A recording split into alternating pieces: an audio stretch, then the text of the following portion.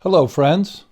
I'm Dr. Jonathan Strecker, longtime educator and author of Emergence, which is set to be released in the spring of 2026. In the early 1900s, T.S. Eliot, poet, wrote The Hollow Men, and at the very end of the poem, it finished like this. This is the way the world ends. This is the way the world ends. This is the way the world ends, not with a bang, but a whimper.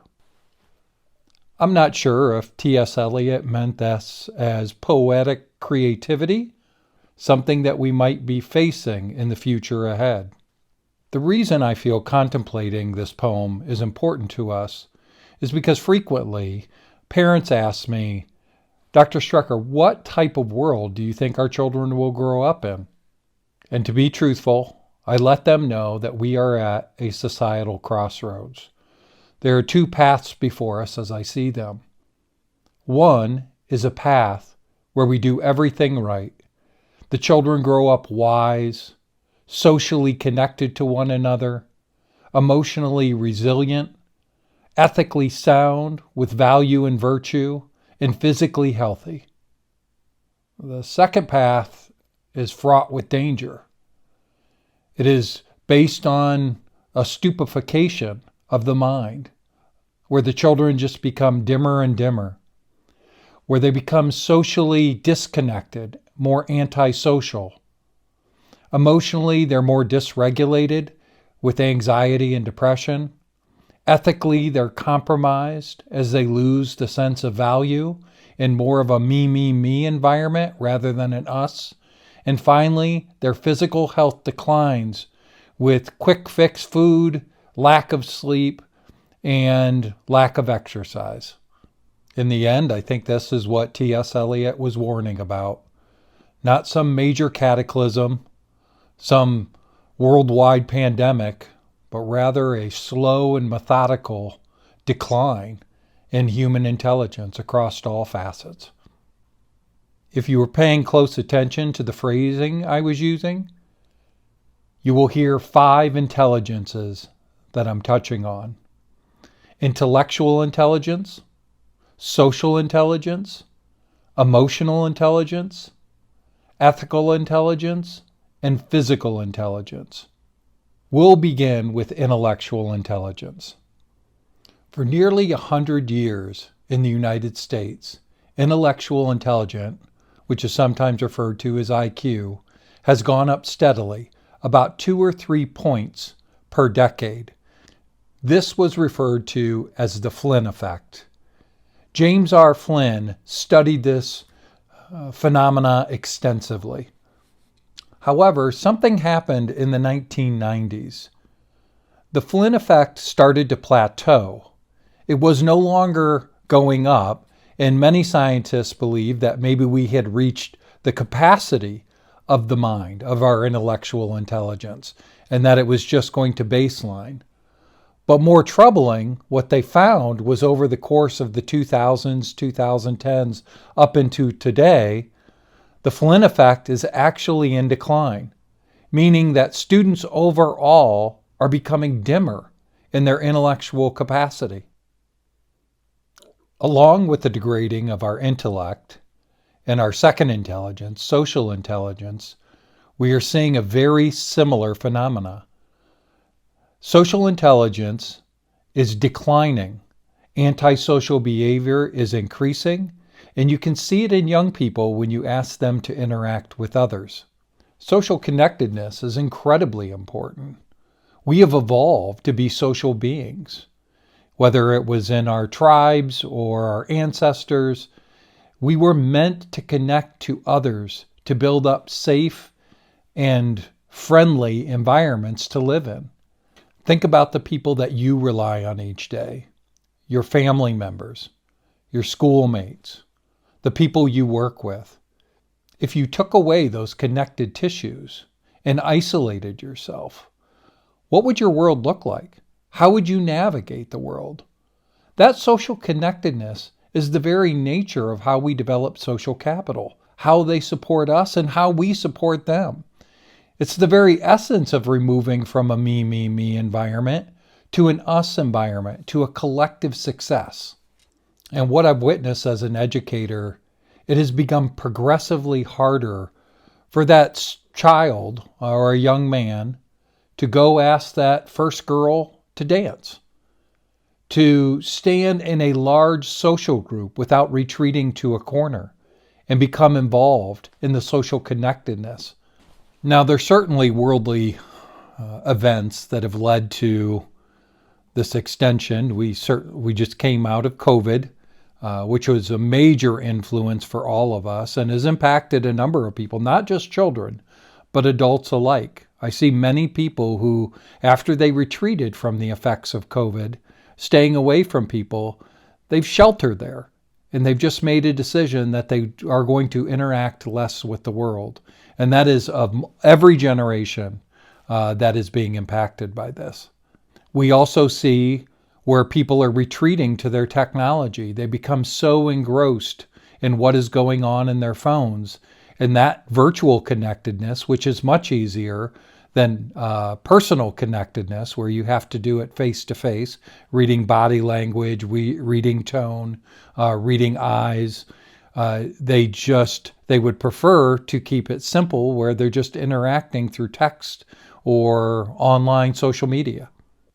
All you have to do is go to a restaurant and you can watch entire families ignoring one another, all their faces buried in a blue light of technology shining up from their phones and not interacting at all.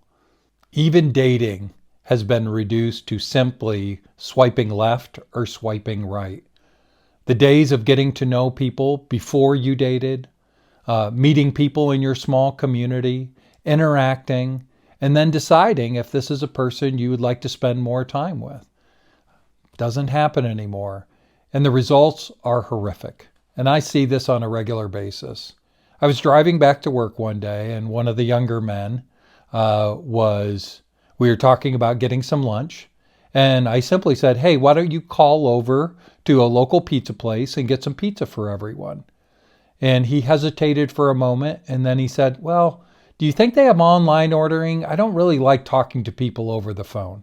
And this is someone who has to interact with people, but it seems like there's an underlying level of avoidance if you don't know the person you're talking to.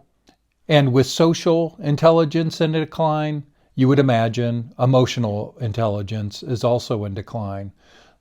The people that we rely most on to help regulate ourselves, we are not interacting with.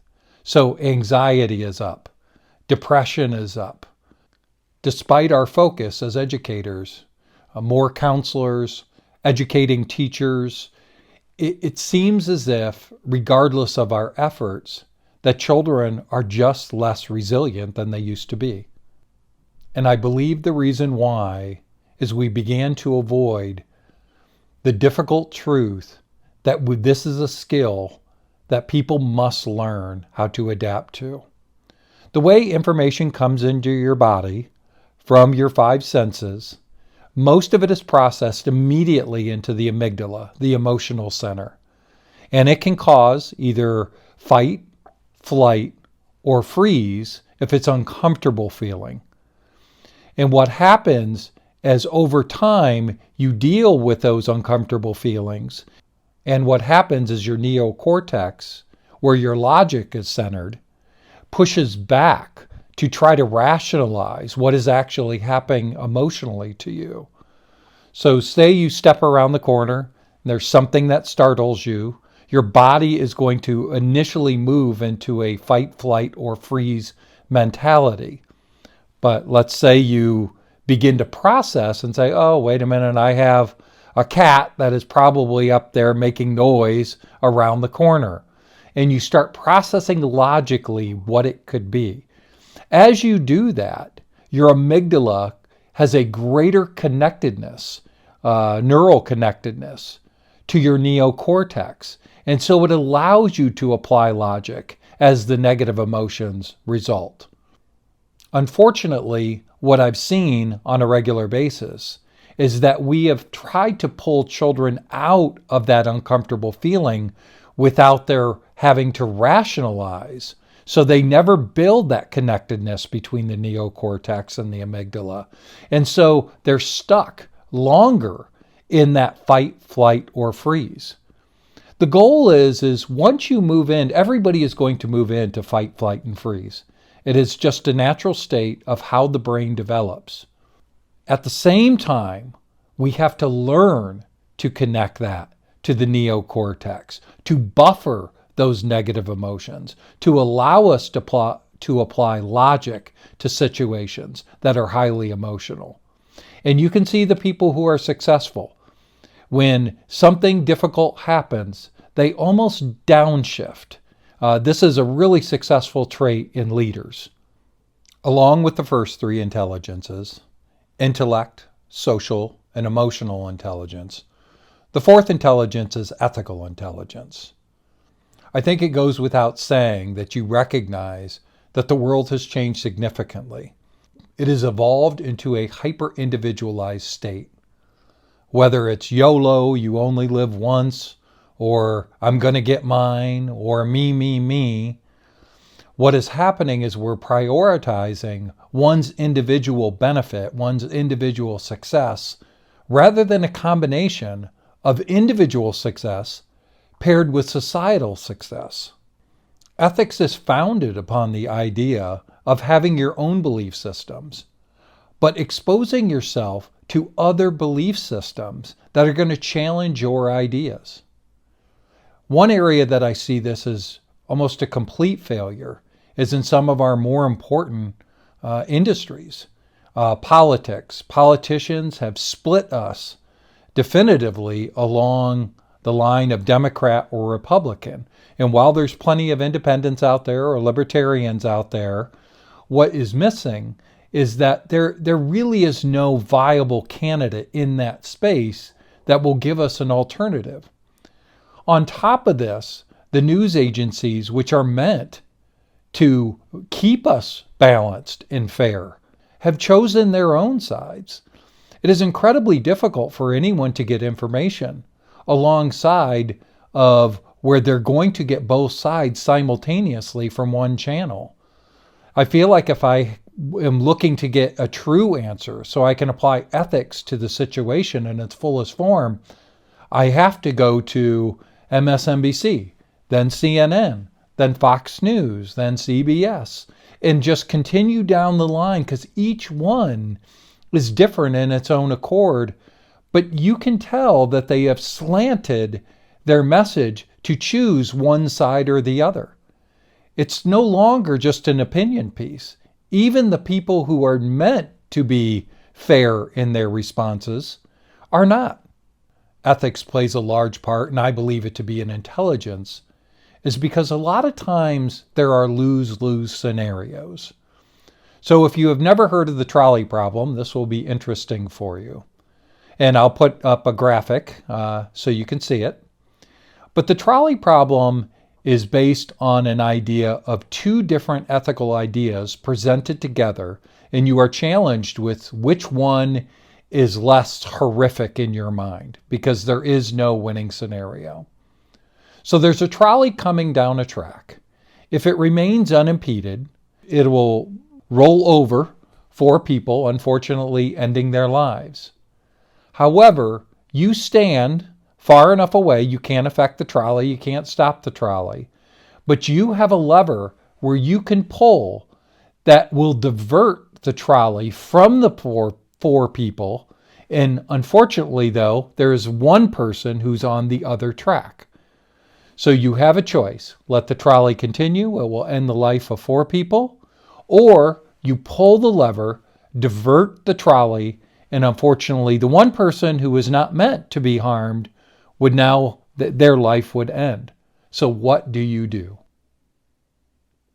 If you take the utilitarian approach to ethics, and what that means is you look at the consequences, that is going to be the effect of letting the trolley continue, you would probably say, well, I would divert the track because 4 people, I'm saving 4 people at the cost of the life of one person.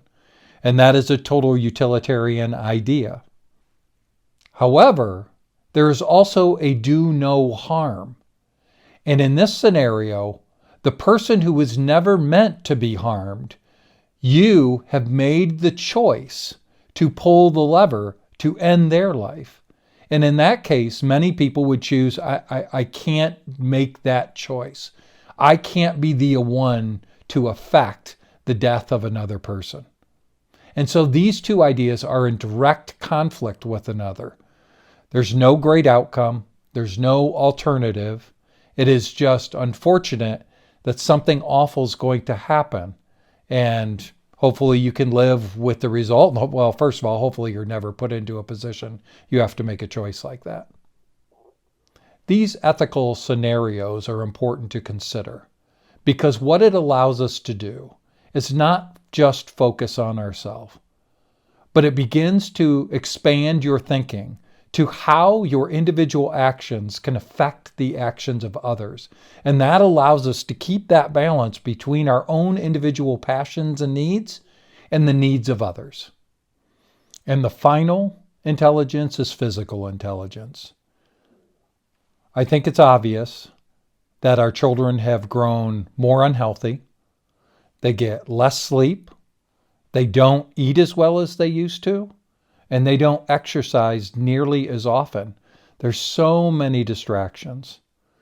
When I was growing up, granted I am 55 years old, I remember getting our first Atari, and I can certainly say that 8-bit graphics that we were dealing with would have never kept me away from spending a Saturday afternoon out with my friends. However, technology has grown so intrusive. The games have become so good that you can escape to a world where you don't even want to exercise. And this started the planning of parents of restricting screen time just because how addictive it is in nature. So there's 3 elements to ensuring one's health. The first being the amount of sleep you get. During sleep, your brain consolidates and primes itself for recovery. It begins to implant all the things that you had learned that day. So I want you to imagine you've spent a great deal of time studying that night, and it's all going into your brain. But until you sleep, those connections will not be made. So those people who stay up all night cramming for a test, this is why that material doesn't stick. They may get it in there for the moment, but when they try to recall it, maybe even just a couple of days later, it's no longer there. The brain has to go to sleep, go through all the stages of sleep to get the necessary sleep, to begin to formulate the brain in its highest capacity. Nutrition.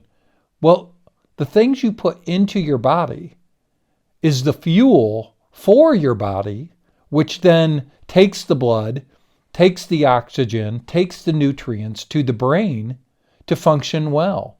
It also works to prime your body for complete success. And finally, exercise.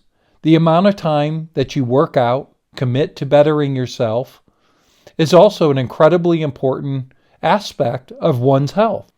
And in regards to exercise, a little bonus tip, when you can exercise outside, and maybe it's just simply a walk, but if you can get out into nature to enjoy the environment, to pay attention to maybe a brook that is running past your home or the trees, just the wind as it blows, it has a very compounding effect in a positive way. Intellectually, you're out in nature seeing things and learning.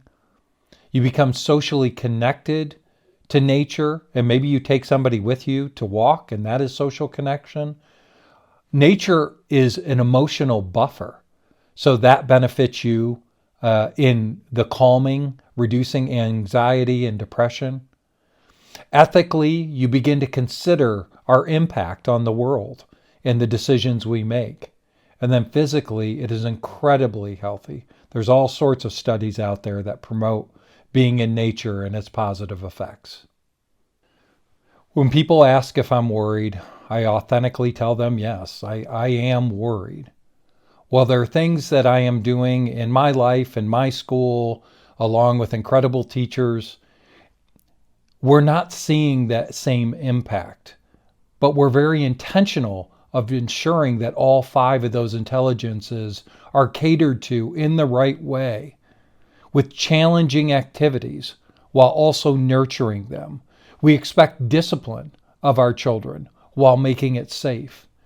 That dichotomy between the challenge, the hard stuff, and making sure it's an environment where they feel safe to make a mistake to recover from is the very essence of how it's done. Unfortunately, that's not what we see in society. The way society has tried to solve these problems is through simplicity. When you look at intellect, when they see an issue, they try to create a technological solution, like ChatGPT. When they see a social difficulty, they try to solve it with technology. Whether it's dating sites, Bumble, Hinge, Tinder, whatever is out there nowadays, it's just to make it simple so you don't actually have to interact. Emotionally, it's mostly solved by drugs. Counseling is great because a good counselor will help you solve your own problem. But drugs is simply, I'm just going to take away the feeling. Ethics is a promotion of the me society, and it's moving in degradation. And finally, physical health. There's all sorts of drugs out there, and which I am grateful for, some of those which are keeping me healthy. However, some of them are in lieu of us doing the hard work. I know there are people out there who, if they have to take a drug, their just bodies are not responding to the exercise. I understand that's the case, but I think for many people who have just decided to get on a weight loss drug, the question I need to ask, is it a matter of convenience or is it a matter of health? Regardless of what we blame, I do believe it comes down to a single word, something that we are going to have to recognize, add into our lexicon and consideration each time we make a decision. And that word, and you've heard me say it a few times, is convenience. The world has focused so much on providing the next best thing that in some ways they've made life where it's not a challenge, where you don't have to be disciplined. You can simply live a life of safety and ease and nurturing, but unfortunately that has made us weaker. Now, I don't look at the concept of convenience as always have been awful. In the early 1900s, many people were living in squalor. They had very difficult lives. They were scraping by. They were just trying to have a good life for themselves and their family. However, over the 20th century, incredible inventions were discovered.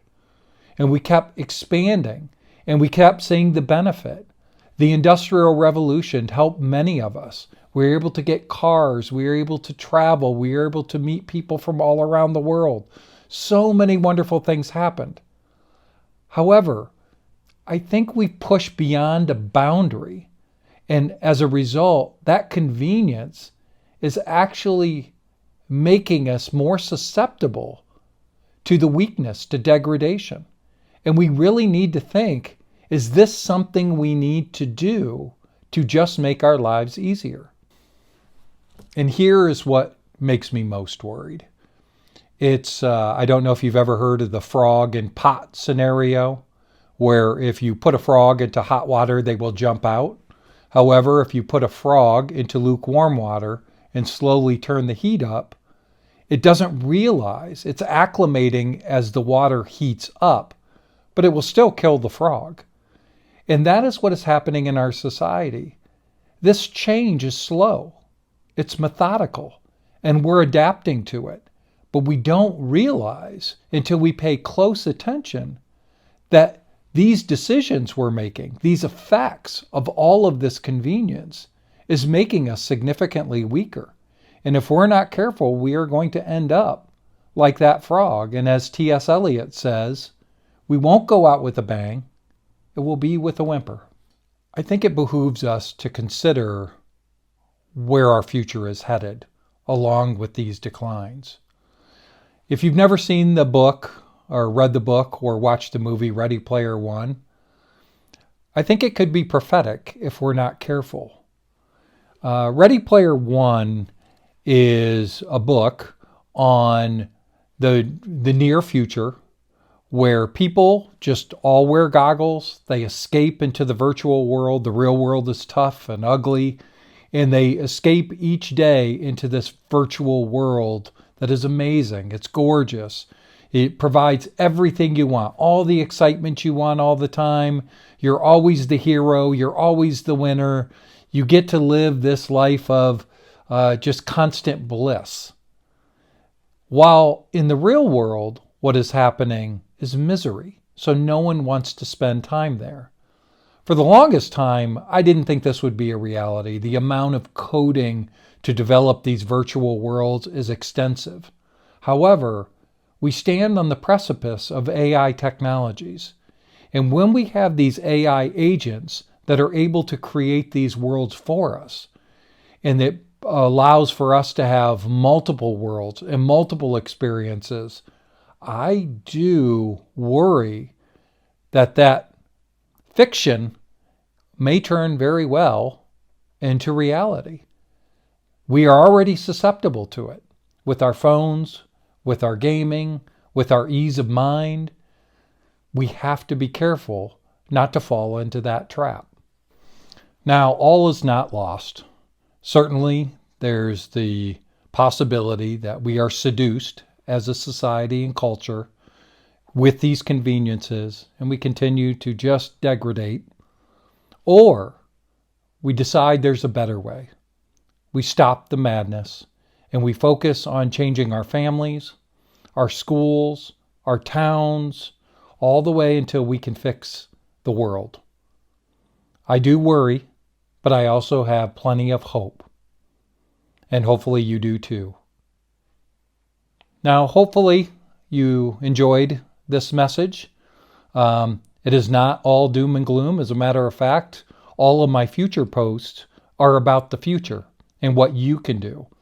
One of my favorite topics will be my next video, which will be titled The Journey. The journey is based on not my journey, even though I will reference some things I've been through in my life, but it's about your journey. Your journey, what have you experienced in your past that has led you to the moment you are in? What does your present look like? Was it good? Is it bad? And if it's good, how can you share that with others? And if it's tough for you right now, well then how can you improve it? And then finally, your future. Regardless of whether you're 8 or 80, the goal is to be thinking into the future. And sure, while you get older and there are limitations to what you can do, we can always improve ourselves intellectually. We can always grow our social networks. We can always become more resilient and emotionally stable. We can always become more ethical and virtuous and share that with the people who need it most. And while physical health, there may be limits to that at times, it's part of the nature of aging. Still, if you can do something to better yourself, even something as small as a chair exercise, do it. You'll feel better about yourself, and you will make that one small change that could be the benefit to someone else. After that, we're going to talk about change. We're going to talk about universal change and what that looks like. At the end of the year, I was doing a graduation speech, and I was talking about the growth of a tree and how it relates to the growth of humans. What you may not know is there's two aspects to the growth of a tree. One is very mathematical in nature. It's based on fractals and self-similarity.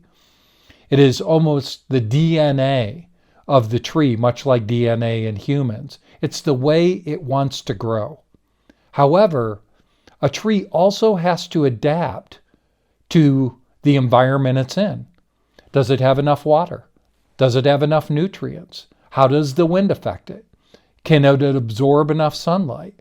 And that represents your world, the world in which you live, and how you are going to adapt to it to reach what your DNA is hoping to do, which makes you the optimal person you can be. So it's an interesting conversation about change. Hopefully that will adapt the way you look at yourself and your growth profile. We will then go individually over the 5 big intelligences. So it's not just that they're in decline. It's, well, then how does one increase it over time? How does one gain the knowledge, develop the understanding in the topic area, begin to apply it to their life? And then once you begin to apply it, how to analyze the factors that make it successful or not. Once you learn to analyze the factors, then you evaluate yourself and begin to learn how to evaluate others successfully.